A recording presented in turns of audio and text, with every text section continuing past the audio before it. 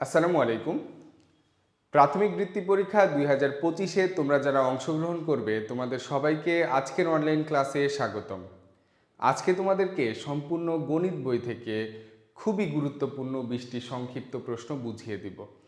ইনশাল্লাহ এর মধ্যে তোমরা অনেকগুলো প্রশ্ন হয়তো কমন পেয়ে যাবা হুবহু, ঠিক আছে, অথবা এই নিয়মের অঙ্ক থেকে ইনশাল্লাহ আমাদের কমন আসবে। আমরা আরও কিছু সংক্ষিপ্ত প্রশ্নের ক্লাস নিব। আজকে আমরা তোমাদেরকে সব থেকে গুরুত্বপূর্ণ 20টি সংক্ষিপ্ত প্রশ্ন এখন বুঝিয়ে দিব। 1 নম্বরে আছে কি বাবা? প্রত্যেককে 100 টাকা করে 100 জন শিক্ষার্থীকে দিতে মোট কত টাকা লাগবে? প্রত্যেককে, তার মানে একজনকে একজনকে একজনকে দিতে লাগবে আমার কয় টাকা? একজনকে দিতে লাগবে কয় টাকা? একজনকে দিতে লাগবে 100 টাকা। আমি দিব কতজনকে? 100 জনকে। কতজনকে দিব? 100 জনকে। তাইলে 100 দিয়ে গুণ করব, বেশি হবে, যা হবে সেটাই উত্তর। অথবা যদি কেউ না বুঝো, দরকার হলে সরাসরি লিখে লিখে করবা। সরাসরি কি করবা? লিখে লিখে করবা। দেখো, একজনকে একজনকে দিতে টাকা লাগবে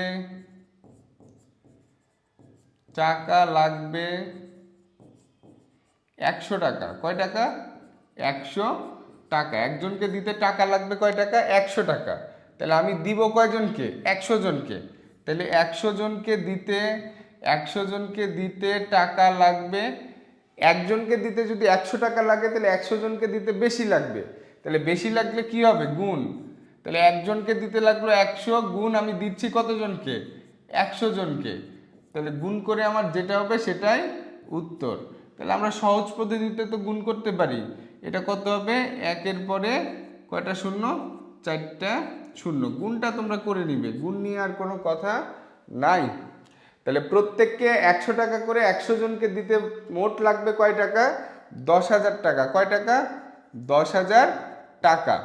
দেখো, একটু চিন্তা ভাবনা করে দেখো, আমি যদি দুইজনকে দিতাম 100 টাকা করে, আমি যদি দুইজনকে দিতাম 100 টাকা করে, তাহলে আমি এটা লিখতাম কি করে? আমি এটা ক্যালকুলেশন করতাম কি করে? আমি একজনকে দিলাম 100, তাহলে দুইজনকে দিব 2 দিয়ে গুণ। তার মানে এটা প্রত্যেকের টাকা প্রত্যেকের টাকা প্রত্যেকের টাকা গুণ সংখ্যা, মানে শিক্ষার্থী সংখ্যা। শিক্ষার্থী সংখ্যা। তাহলে কিন্তু আমাদের এটা কি হচ্ছে? বেরিয়ে যাচ্ছে। মানে ভবিষ্যতে যাতে আমরা এগুলো করতে পারি। দেখো, আমরা কলমের দাম, আমরা দোকানে গেলে কি হিসাব করি? একটি কলমের দাম কত? আমরা আগে মনে মনে হিসাব করে নিই, একটির দাম 5 টাকা। তাহলে আমি কলম কিনবো কয়টা? 3টা কলম কিনবো। তাহলে 5-এর সাথে 3 গুণ করেছি, তাহলে কত হচ্ছে? 15 টাকা। তো ওই রকমই আমি একজনকে দিব কয় টাকা? একজনকে দিব 100 টাকা। একজনকে কয় টাকা দিব? 100 টাকা। আমার আছে কয়জন? 100 জন। তাহলে 100 দিয়ে গুণ করলাম। মানে ডাবল 100, তো তার জন্য অনেকে কনফিউজড হয়ে যেতে পারে। সহজ অঙ্ক, এগুলো যেন ভুল না হয়। ভাগশেষ ও ভাজকের মধ্যে সম্পর্ক কি? ভাগশেষ ও ভাজকের মধ্যে সম্পর্ক কি? দেখো, ভাগশেষ ও ভাজক, আমরা যদি একটা ভাগ করি, আমরা মনে করো এখানে 3 দিয়ে 11কে ভাগ করলাম। 3 তিরিককে কত? 9, থাকলো কত? 2। এই যে এটা হলো কি আমাদের ভাজক, এটা হলো কি ভাজক, আর এটা কি? ভাগশেষ। তাহলে যত ভাগ অঙ্ক জীবনে করেছো, যত ভাগ অঙ্ক করেছো, এই ভাগশেষ এবং ভাজক এই দুইটার মধ্যে সম্পর্ক কি খেয়াল করেছো কি? এই ভাজকের থেকে ভাগশেষ সবসময় ছোট হবে। ছোট না হলে তো আরেকবার আবার ভাগ যাবে, তাই না? তাহলে ভাগশেষ আর ভাজকের মধ্যে সম্পর্ক কি? ভাগশেষ ছোট, ভাগশেষ ছোট, তাই না? ভাগশেষ ছোট, ভাজক বড়। সম্পর্ক প্রতীকের মাধ্যমে দেখাই দিলাম। সম্পর্ক প্রতীকের মাধ্যমে আমরা দেখাই দিলাম ভাগশেষ আর ভাজকের মধ্যে সম্পর্ক কত। ক্লিয়ার? ওকে। 1 কুইন্টাল চালের দাম 5,600 টাকা হলে প্রতি কেজি চালের দাম কত? 1 কুইন্টাল চালের দাম। এখন আমাদের বুঝতে হবে যে 1 কুইন্টাল মানে কত। 1 কুইন্টাল মানে 100 কেজি। 1 কুইন্টাল মানে কত? 100 কেজি। মনে রাখো 1 কুইন্টাল 100 কেজি, মেট্রিক টন বা টন ওটা কত 1000 কেজি। 1 মেট্রিক টন অথবা শুধু টন কত কেজি 1000 কেজি। তাহলে 1 কুইন্টাল চালের দাম 5600 টাকা। 5600 টাকা প্রতি কেজি। প্রতি কেজি, প্রতি কেজি মানে কি? প্রতি কেজি মানে 1 কেজি। 1 কেজির দাম কত? প্রতি কেজি মানে কি 1 কেজি। 1 কেজি চালের দাম কত? তাহলে 1 কেজি চালের দাম কম হবে না বেশি হবে? বেশি হবে। আমার মোট দাম কত? আমি 100 কেজি কিনেছি, মোট দাম 5600। কত কেজির দাম? 100 কেজির দাম। তাহলে মোট দামকে আমরা কোয়ান্টিটি কি পরিমাণ কিনলাম সেটা দিয়ে ভাগ করলেই প্রতি কেজির দাম আমরা পেয়ে যাব। দেখো সহজ পদ্ধতিতে ভাগ, এই যে শেষের দুইটা শূন্য, এখানে দুইটা শূন্য বাদ, তাহলে এখানে থাকলো 56, এখানে থাকলো কত 1, তাহলে হইল কত 56। তাহলে উত্তর কত 56 টাকা। 1 কেজি চালের দাম কত টাকা? 56 টাকা। 4 নম্বর খেয়াল করি আমরা, রানার টাকা মলির টাকার 4 গুণ। রানার টাকা মলির টাকার কত গুণ? 4 গুণ। মলির নিকট 20 টাকা থাকলে রানার নিকট কত টাকা আছে? এই লাইনটা থেকে প্রথমে আমাদের বুঝতে হবে যে কার কাছে বেশি আছে, কার কাছে কম আছে। রানার টাকা মলির টাকার 4 গুণ, তার মানে কি রানার টাকা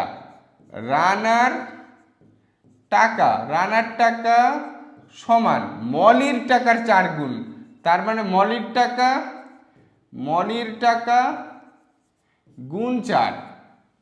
রানার টাকা সমান মলির টাকার 4 গুণ, মানে মলির কাছে যে টাকা থাকবে তার সাথে 4 গুণ করলে রানার টাকা বের হবে। তাহলে বেশি কার, মলির না রানার? বেশি কার, মলির না রানার? রানার বেশি আছে, রানার বেশি আছে। ওকে, যার বেশি আছে তারটা বের করতে হয় গুণ করে। কি করে বের করতে হয়? গুণ করে। আর যার কম আছে তারটা বের করতে হয় ভাগ করে। ওকে, তাহলে এখানে বলেছে মলির নিকট 20 টাকা থাকলে রানার নিকট কত টাকা আছে। তাহলে রানার টাকা সমান মলির টাকার 4 গুণ। মলির আছে 20 টাকা গুণ 4, তাহলে কত টাকা হচ্ছে 80 টাকা। রানার কাছে কয় টাকা আছে? 80 টাকা। অথবা এই অঙ্কের আমি আরো ট্রিক্স বলে দিচ্ছি। এই টাইপ অঙ্কে একজন আরেকজনের গুণ এরকম দেওয়া আছে, এই টাইপ অঙ্কে যার কম আছে তারটা বের করতে হয় ভাগ করে, আর যার বেশি আছে তারটা বের করতে হয় গুণ করে। এখানে খেয়াল করি আমরা, এটা তো বুঝলাম যে এটা হলো কি 80 টাকা। কত টাকা? 80 টাকা। এইরকমই সেম আর একটা অঙ্ক খেয়াল করি, নিচে আমরা একটু খেয়াল করি। দেখো রানার টাকা মলির টাকার 4 গুণ। রানার টাকা মলির টাকার 4 গুণ, ঠিক আছে। এখানে কি বলেছে? মলির নিকট 20 টাকা আছে। আমি মলি না লিখে লিখলাম রানার নিকট 20 টাকা আছে। রানার নিকট 20 টাকা থাকলে 20 টাকা থাকলে মলির নিকট কত টাকা আছে? মলির নিকট কত টাকা আছে? কত টাকা আছে?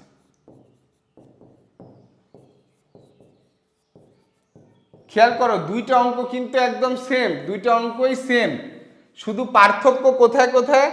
এইখানে লিখছি মলির টাকা, আর আমি এখানে লিখছি কার টাকা? রানার টাকা, তাই না? এখানে বের করতে হয়েছে রানার নিকট কয় টাকা আছে, আমার এখানে বের করতে বলেছি মলির নিকট কয় টাকা আছে। তার মানে উল্টা, দুইটা একই রকম মনে হইলেও কি অঙ্ক দুইটা কি বাবা? উল্টা। অঙ্ক দুইটা কি?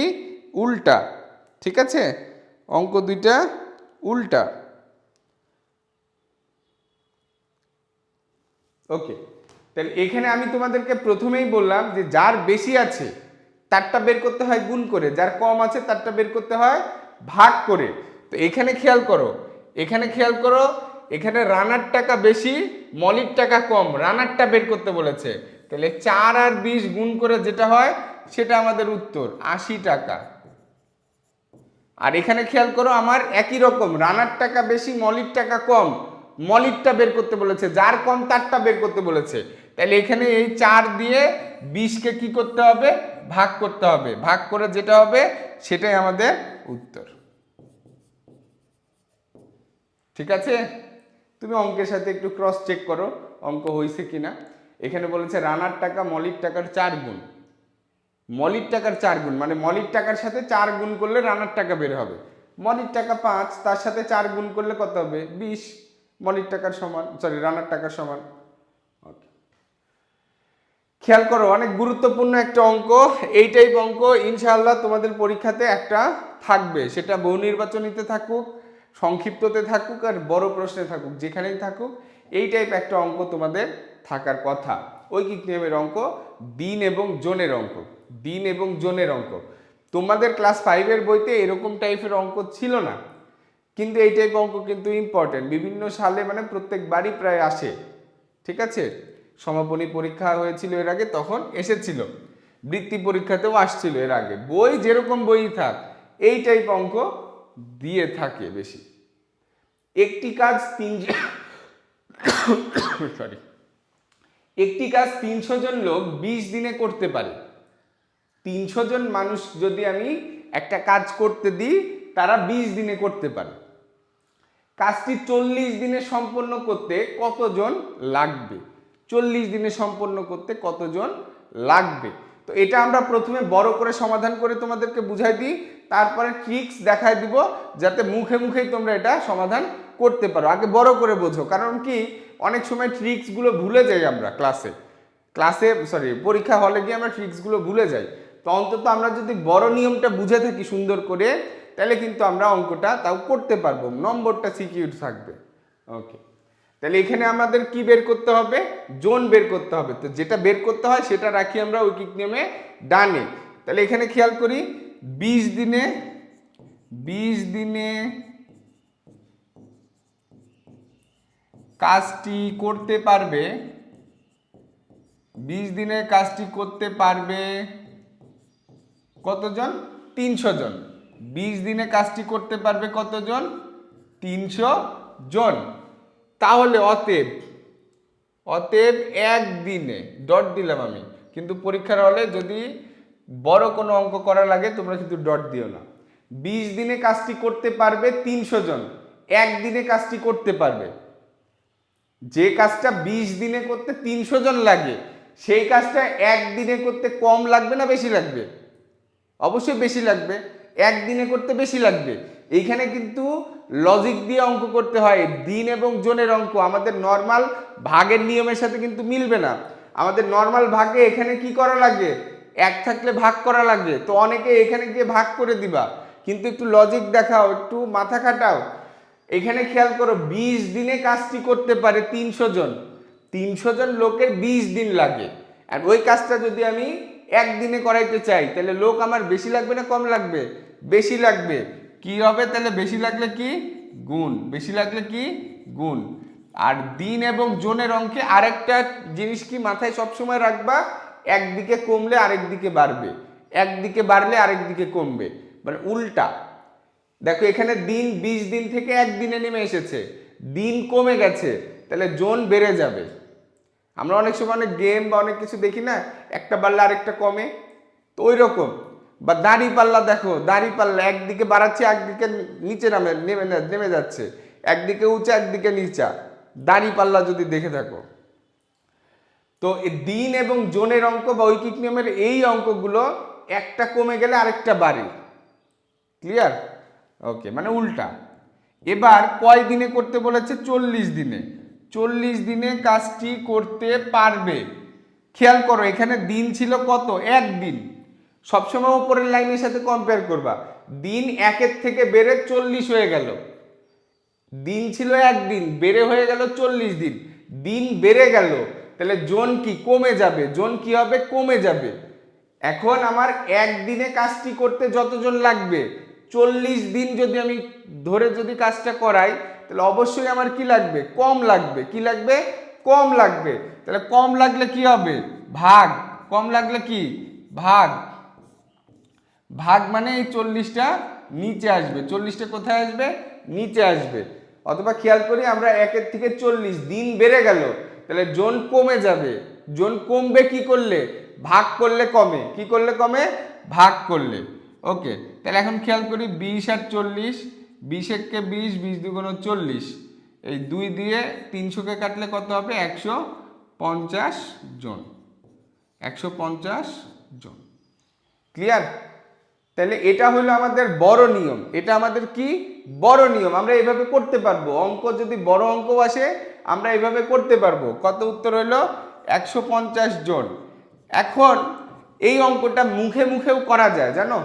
এই অঙ্কটা তুমি মুখে মুখেও করতে পারবো। মানে আমরা মুখে মুখেও এই অঙ্কটা করতে পারবো। কিভাবে? আমি তোমাদেরকে এখনই একটা কথা বললাম যে একটা আরেকটার বিপরীত, একটা বাড়লে আরেকটা কমে, আরেকটা বাড়লে অন্যটা কমে। ওকে, তাহলে এখানে খেয়াল করে দেখো 300 জন লোক 20 দিনে কাজটি করে। কয় দিনে? 20 দিনে। আর এখানে 20 দিন থেকে কত দিন হয়ে গেছে? 40 দিন। তাহলে দিন কি হয়ে গেছে? 20-এর সাথে কত গুণ করে 40 হয়েছে? 2। 20-এর সাথে 2 গুণ করলে 40 হয়। ঠিক আছে? তাহলে দিন যদি গুণ করো, জনে এসে ভাগ করো। অথবা কি? দিন ডাবল হয়ে গেছে। দিন 20 দিন ছিল, 40 দিন হয়ে গেছে। দিন ডাবল, তাহলে জন অর্ধেক হয়ে যাবে। আমি কি বুঝাইতে পারছি? দিন ডাবল হয়ে গেছে, তাহলে জন কি হবে? অর্ধেক হয়ে যাবে। জন কি হবে? অর্ধেক হবে। তাহলে 300-র অর্ধেক কত? 150 জন। অ্যান্ড শর্টকাট যদি কারো মাথায় না ঢোকে, অথবা সব অঙ্কে যে এইভাবে শর্টকাট হবে মুখে মুখে, সেরকম না। তার জন্য বড় নিয়মটা শিখাই দিয়ে রাখলাম। যেভাবেই অঙ্ক আসুক তোমরা বড় নিয়মটা অ্যাপ্লাই করলে অঙ্কটা হবে। যখন কোনো বাক্য সত্য না মিথ্যা তা নির্ণয় করা যায় না, তখন তাকে কি বলে? সত্য মিথ্যা নির্ণয় করা গেলে গাণিতিক বাক্য বা বন্ধ বাক্য, সত্য মিথ্যা নির্ণয় করা না গেলে সেটাকে বলি কি আমরা? খোলা বাক্য। কি বলি? খোলা বাক্য। সত্য মিথ্যা নির্ণয় করা না গেলে সেটাকে বলি আমরা খোলা বাক্য। এবং অবশ্যই খোলা বাক্যে বিশেষ প্রতীক বা অক্ষর প্রতীক থাকবে। কি বললাম? খোলা বাক্যে বিশেষ প্রতীক বা অক্ষর প্রতীক থাকবে। বিশেষ প্রতীক বা অক্ষর প্রতীক থাকবে। বিশেষ প্রতীক বা অক্ষর প্রতীক থাকবে। মনে রাখো, খোলা বাক্যে বিশেষ প্রতীক বা অক্ষর প্রতীক। বিশেষ প্রতীক কোনগুলো? এই যে ফাঁকা ঘর, ঠিক আছে, এগুলো বিশেষ প্রতীক। অক্ষর প্রতীক কি? ক, খ, এক্স, ওয়াই, এগুলো অক্ষর প্রতীক। অক্ষর প্রতীক মানে অক্ষর, বিশেষ প্রতীক মানে ফাঁকা ঘর, বৃত্ত, চতুর্ভুজ, বর্গ, এই টাইপ জিনিসগুলো। 3টি সংখ্যার সাধারণ মৌলিক গুণনীয়ক 3 ও 5 হলে এদের গসাগু কত? ওকে, গসাগু তোমরা যদি গসাগুর ক্লাসটা আমার কাছে করো তাহলে হয়তো শিখেছো, আর যদি অন্য কোথাও করো তাহলে শিখেছো কিনা আমি জানি না। দেখো, গসাগুর আরেকটা সংজ্ঞা আছে। যারা আমার ক্লাসে 6-এ পড়ো, আমার কাছে 6-এ এখনো পড়ো যারা, তারা দেখবে যে আমরা যখন 1.3 করিয়েছি তখন এই সংজ্ঞাটা কিন্তু সুন্দর করে শিখিয়েছি। দেখো, গসাগুর আরেকটা সংজ্ঞা কি? সাধারণ মৌলিক গুণনীয়ক সাধারণ মৌলিক গুণনীয়কের গুণফলকে গসাগু বলে। সাধারণ মৌলিক গুণনীয়কের গুণফলকে গসাগু বলে। আমরা তো জানি 2 বা ততোধিক সংখ্যার সাধারণ গুণনীয়কগুলোর মধ্যে বড় যেটা, তাই না? সাধারণ গুণনীয়কগুলোর মধ্যে যেটা কি বড় বা বৃহত্তম সাধারণ গুণনীয়ককে আমরা কি বলি? গসাগু বলি। কিন্তু আরেকটা সংজ্ঞা আছে গসাগুর, কি? 2 বা ততোধিক সংখ্যার সাধারণ মৌলিক গুণনীয়কের গুণফলকে, মানে সাধারণ মৌলিক গুণনীয়ক যদি আমরা পাই তাদের গুণফল করলেই আমরা কি পাবো? গসাগু। তো এখানে আমাদের বলেছে সাধারণ মৌলিক গুণনীয়ক 3 ও 5। তাহলে যেটা সাধারণ মৌলিক গুণনীয়ক হবে তাদের গুণফলই হবে কি? আমাদের গুণফলই হবে গসাগু। তাহলে গসাগু কত? 15। আবারও বলছি, সাধারণ মৌলিক গুণনীয়কের গুণফলকে গসাগু বলে। সাধারণ মৌলিক গুণনীয়কের গুণফলকে কি বলে? গসাগু বলে। আর আরেকটা জিনিস শিখাই, গুণনীয়কের আরেকটা নাম কিন্তু উৎপাদক। কি বাবা? উৎপাদক। বড় হইলে এটা কিন্তু শিখতে হবে, অনেক সময় ইউজ হয় ক্লাস 5-এও, অনেক সময় ইউজ হয় না। উৎপাদকও যেটা, গুণনীয়কও সেটা। 8 নম্বর, পিতা তার সম্পত্তির 2/3 অংশ 2 পুত্রকে সমানভাবে ভাগ করে দিলে প্রত্যেক পুত্র কত অংশ পাবে? প্রত্যেক পুত্র কত অংশ পাবে, তাই না? ওকে, আমি ভাগ করে দিয়েছি কত? আমি 10 টাকা দুইজনকে ভাগ করে দিলে আমি লিখবো কিভাবে? আমি 10 টাকা যদি দুইজনকে ভাগ করে দিই, আমি লিখবো কি? 10/2 = 5, ঠিক না? তাহলে পিতা কত অংশ ভাগ করে দিয়েছে? 2/3 অংশ। কতজনকে ভাগ করে দিয়েছে? কতজনকে? 2 জনকে, 2 পুত্রকে। তাহলে আমার কত অংশ ভাগ করে দিচ্ছি? 2/3 অংশ। কতজনকে? 2 জনকে। শুধু ভাগ করে দিলেই হয়ে যাবে। ক্লিয়ার? তাহলে এখন কি করব? 2/3, আমরা তো ক্যালকুলেশনে ভাগ রাখি না, ভাগের পরিবর্তে গুণ দিই এবং যে ভগ্নাংশটা থাকে বা যে সংখ্যাটা থাকে তার বিপরীত ভগ্নাংশ বা বিপরীত সংখ্যাটা লিখি। তাহলে দেখো এখানে খেয়াল করো, 2 আর 2 কাটলে আমার কত হবে? 1/3 অংশ। তাহলে প্রত্যেক পুত্র পাবে কত? 1/3 অংশ। ঠিক আছে? পিতা তার সম্পত্তির 2/3 অংশ ভাগ করে দিয়েছে। যেটা ভাগ করে দিয়েছে কয়জনকে? 2 জনকে। তাহলে এটা আমি 2 দ্বারা ভাগ করে দিই, যা আসবে সেটাই আমাদের উত্তর। একটি বাগানের ক্ষেত্রফল 20 বর্গমিটার। ভালো কথা, বাগানের 2/3 অংশে ফুল চাষ করা হয়েছে। চাষ করা অংশের ক্ষেত্রফল নির্ণয় করো। 3 ভাগের 2 ভাগ, 3 ভাগের 2 ভাগে কি করা হয়েছে? ফুল চাষ করা হয়েছে। 3 ভাগের 2 ভাগে ফুল চাষ করা হয়েছে। ঠিক আছে, আমার বাগানটা কতটুকু? বাগান হইল 20 বর্গমিটার। এটা হলো আমার মোট বাগান। মোট বাগান, বাগানের কত অংশ চাষ করা হয়েছে? বাগানের 2/3 অংশ চাষ করা হয়েছে। 2/3 অংশ, তার মানে কি? 20 বর্গমিটারের 2/3 অংশ। ওকে, আমি যদি একটু লিখে বুঝাই, দেখো ফুল চাষ করা হয়েছে, ফুল চাষ করা হয়েছে, ফুল চাষ করা হয়েছে সমান বাগানের 2/3 অংশ। বাগানের, এখন বাগানটা কতটুকু? বাগানটা কতটুকু? 20 বর্গমিটার। তাহলে বাগানের মানে বাগান হলো 20 বর্গমিটার, তাহলে লিখলাম 20 বর্গমিটারের 2/3 অংশ। 20 বর্গমিটারের 2/3 অংশ। এর আছে, এর ভেতরে একটা কি আছে? এর এর এর থাকলে কি হয়? গুণ। এই যে 2/3, এখানে লিখলাম বর্গমিটার। বর্গমিটার। এখন দেখো যদি কাটাকাটি যায়, যাবে না, গেলে কি করব আমরা? ওপরের গুলো গুণ করে ওপরে লিখবো, নিচের গুলো গুণ করে নিচে লিখবো। তাহলে 20 দুগুণ কত হইল? 40। 40/3 বর্গ মিটার। এখন এটাকে তুমি ইচ্ছা করলে মিশ্র করতে পারো। মিশ্র করলে কত হবে? 13 সমস্ত 1/3 বর্গ মিটার। ঠিক আছে, 13 সমস্ত 1/3 বর্গ মিটার। ঠিক আছে, মিশ্র করো, 13 সমস্ত 1/3 বর্গ মিটার। ঠিক আছে, শেষ। রেজা 5 টাকা 50 পয়সায় একটি কলম ও 10 টাকা 50 পয়সায় একটি খাতা কিনলো। সে মোট কত টাকার জিনিস কিনলো? ও তাকে, আচ্ছা, আমাদের অনলাইন ব্যাচ একটা চালু হবে মার্চের 2 তারিখ থেকে। তো আমরা দেখতে পাচ্ছ যে আমরা কিভাবে পড়াই, বা আমাদের অনেক ভিডিও আছে, তোমরা জানো যে আমরা কিভাবে পড়াই। তো আমরা 20টা ক্লাসের মাধ্যমে তোমাদের সম্পূর্ণ বইটা, 5টা বই আমরা কাভার করার চেষ্টা করব। 20 দিন ক্লাস নিব। এই 20 দিনের মধ্যে আমরা কাভার করার চেষ্টা করব। চেষ্টা বলতে ইনশাল্লাহ আমরা কাভার করব। যেগুলো খুবই গুরুত্বপূর্ণ সেগুলো নিয়ে আমরা আলোচনা করব। অঙ্ক, বিজ্ঞান, বাংলা, সমাজ, ইংরেজি যা আছে সবই আলোচনা আমরা করব এবং তোমাদেরকে বুঝিয়ে বুঝিয়ে করব। ঠিক আছে, আমাদের ক্লাসটা শুরু হবে রমজান মাসের জন্য বিকেল 3টায়। আমাদের ক্লাসটা রেকর্ডও থাকবে, যদি কারো সমস্যা হয় বিকেলে করতে, যে কোনো সময় তোমরা করতে পারবা। ঠিক আছে, আমাদের কোর্স ফি মাত্র 500 টাকা, মাত্র 500 টাকা, আলাদা কোনো ফি নাই। এছাড়া আমাদের যা সাজেশন বা শিট যা কিছু আছে সেটা তোমাদেরকে ফ্রিতেই দেওয়া হবে, কোনো টেনশন নাই। তো তোমরা যারা তোমাদের প্রস্তুতিটা আরও ভালো করতে চাও, নতুন কিছু শিখতে চাও, বা তোমাদের কোনো বিষয়ে সমস্যা সেগুলো সলভ করতে চাও, আমাদের সাথে ক্লাস করতে চাও, তাইলে আমাদের ব্যাচে ভর্তি হতে পারো।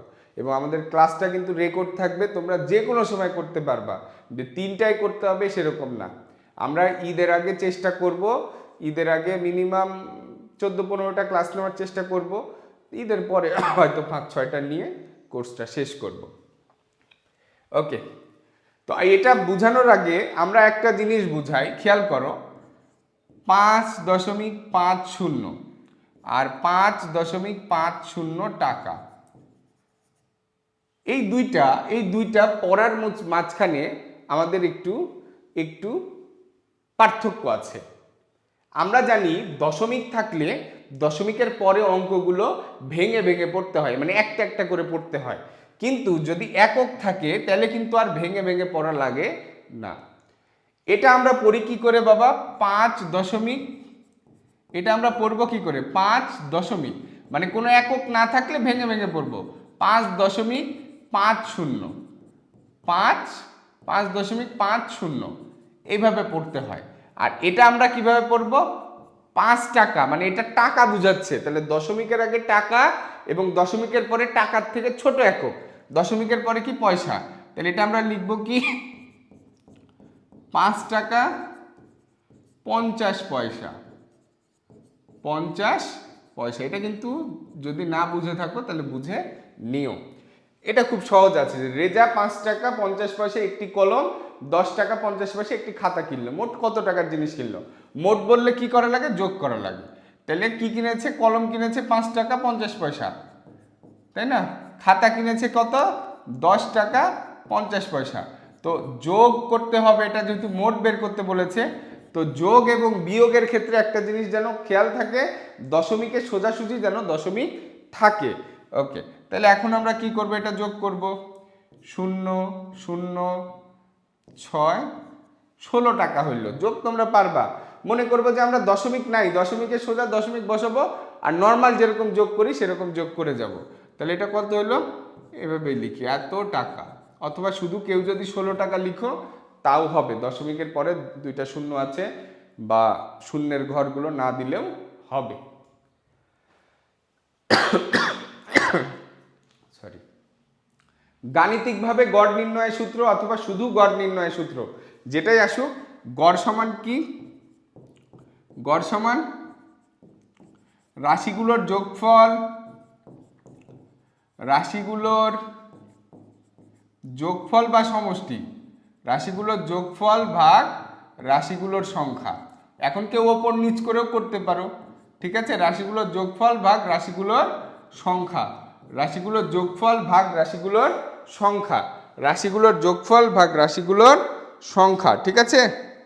ওকে, গাণিতিকভাবে গড় নির্ণয়ের সূত্র অথবা গড় নির্ণয়ের সূত্র বললে আমরা এটা লিখবো, অথবা ওপর নিচ করে লিখলেও কিন্তু হবে ভাগের। এটা 12 নম্বর, মাতা ও 3 পুত্রের বয়সের গড় 21 বছর। মাতার বয়স 38 বছর হলে 3 পুত্রের বয়সের সমষ্টি কত? আচ্ছা, মাতা ও 3 পুত্র মানে কয়জন আছে এখানে?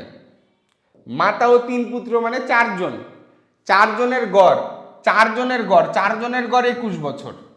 4 জনের গড় 21 বছর, তাহলে মোট কত হবে?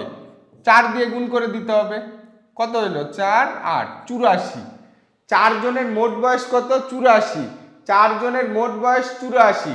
সেখান থেকে মাতার বয়স বা মায়ের বয়স যেটা, সেটা কি করব? আমরা বাদ দিয়ে দিব। তাহলে 84 থেকে মায়ের বয়স বাদ দিয়ে দিলাম। 8 আছে কত? 14 6, ওকে 46। তাহলে 3 পুত্রের বয়সের সমষ্টি কত?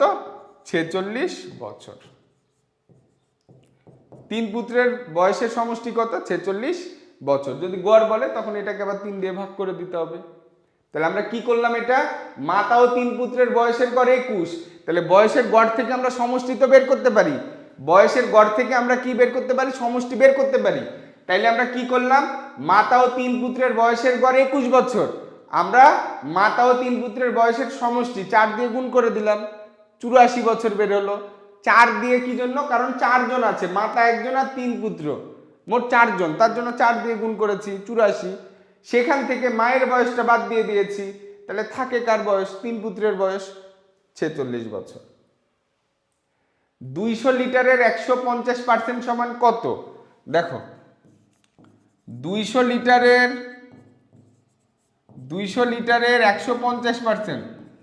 150% সমান কি, 200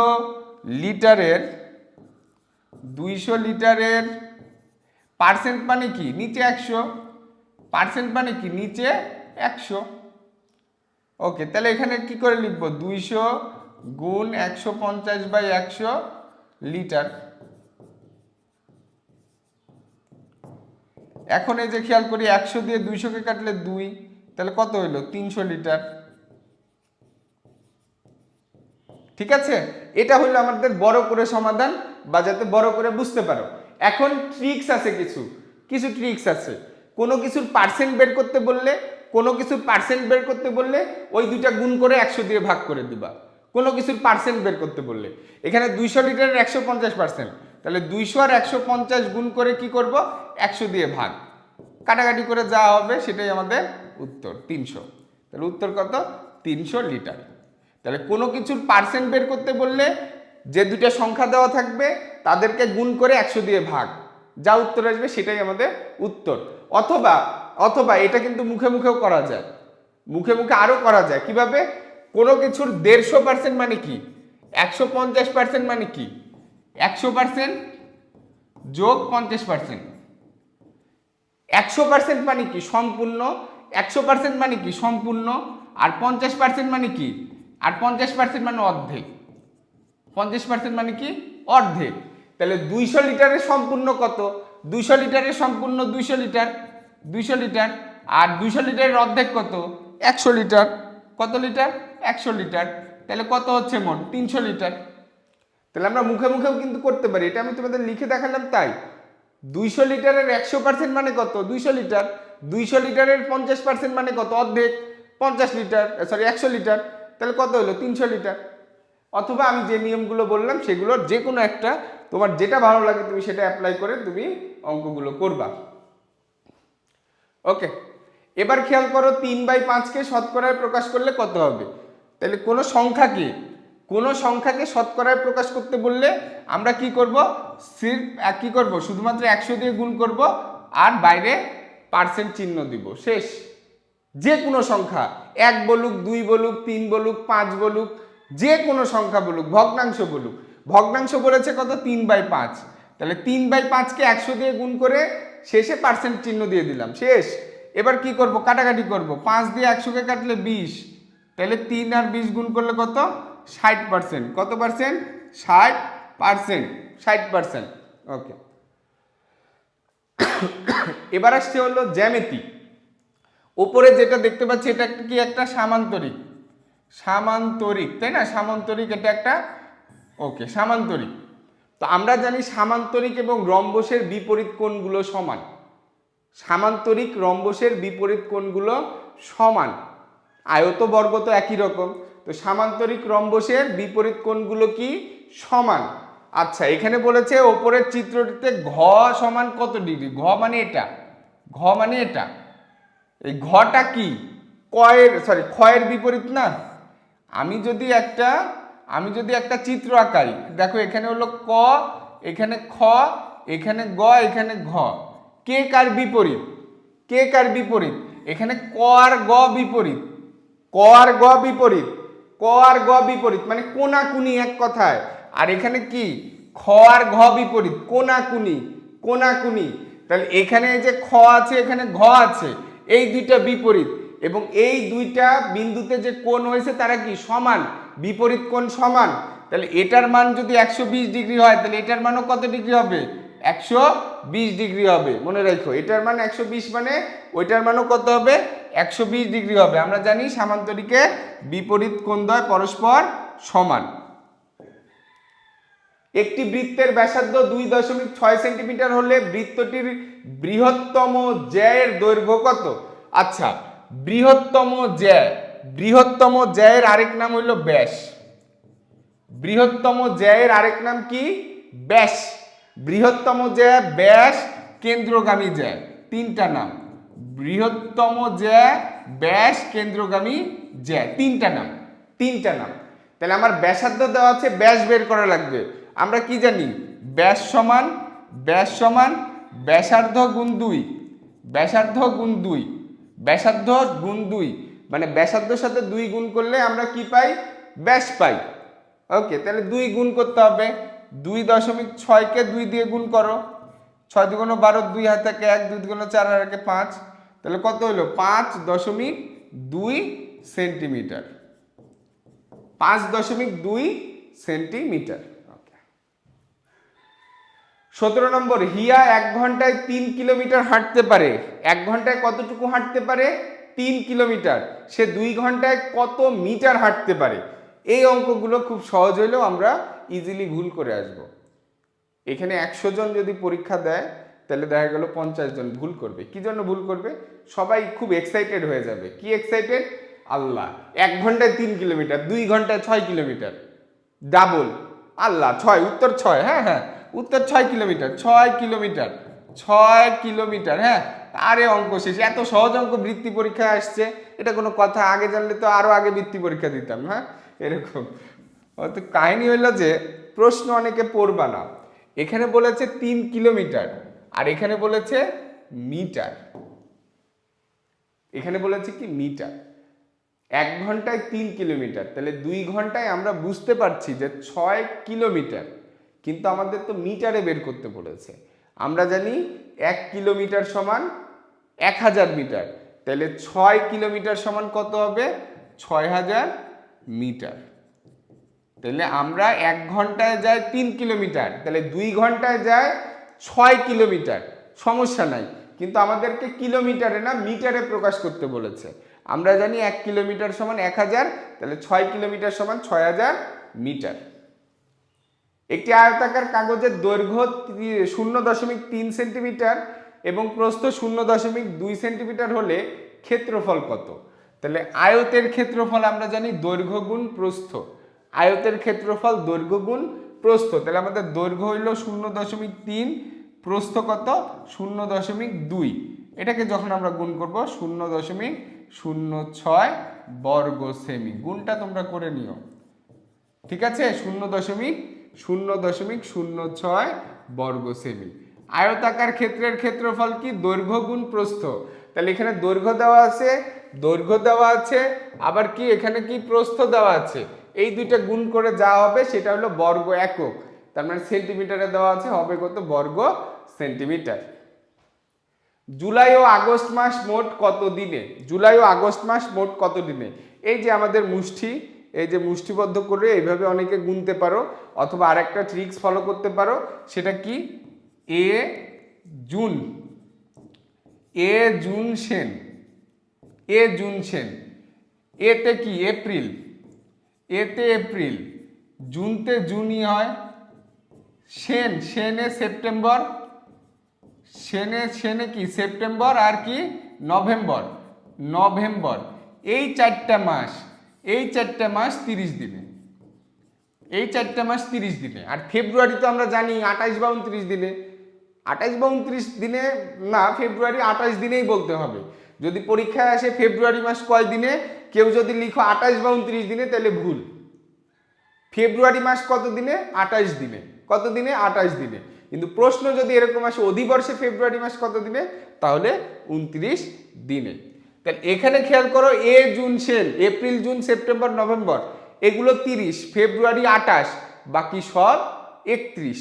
তাহলে জুলাই আগস্ট এগুলোর মধ্যে নাই, তাহলে এরা 31 করে। তাহলে জুলাই 31, আগস্ট 31, তাহলে যোগ করলে কত হলো? 62 দিনে। কত দিনে?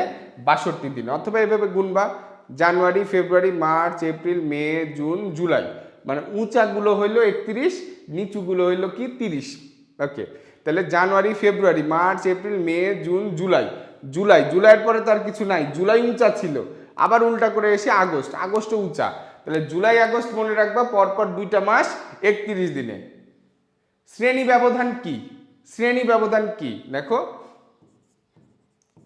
কোন শ্রেণীর কোন শ্রেণীর সর্বোচ্চ ও সর্বনিম্ন মানের পার্থক্যকে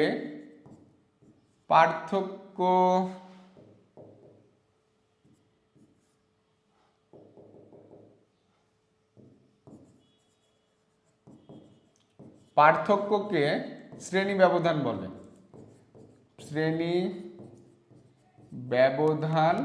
বলে। দেখো আমরা যখন হয়তো আয়তলেখ আঁকাই বা কোনো কিছু আঁকাই, তখন আমরা অথবা ট্যালির অঙ্ক যখন করি, মনে করো শ্রেণী ব্যবধান 5 থেকে 10, এটা একটা শ্রেণী। তাহলে এই শ্রেণীর সর্বোচ্চ এবং সর্বনিম্ন মানের পার্থক্য, সর্বোচ্চ কত 10, সর্বনিম্ন কত 5, এই দুইটার যে পার্থক্য সেটাকে কি বলি আমরা? শ্রেণী ব্যবধান। শ্রেণী ব্যবধানের আলাদা সূত্র আছে, সেটা পরবর্তীতে আবার শেখাবো। তো আশা করছি আজকে যে 20টা আমরা সংক্ষিপ্ত বুঝাইলাম তোমরা খুব সুন্দর করে বুঝতে পেরেছো। তো সম্পূর্ণ কোর্সটা যদি আমাদের সাথে করতে চাও তাহলে আমাদের সাথে যোগাযোগ করে ভর্তি হয়ে যাবে। আমাদের কোর্স ফি মাত্র 500 টাকা। আমরা বৃত্তি পরীক্ষার সম্পূর্ণ কোর্সটা শেষ করে দিব ইনশাআল্লাহ। ভালো হবে তোমাদের জন্য। সবাই ভালো থেকো, সুস্থ থেকো, দেখা হবে পরবর্তী ভিডিওতে। ধন্যবাদ।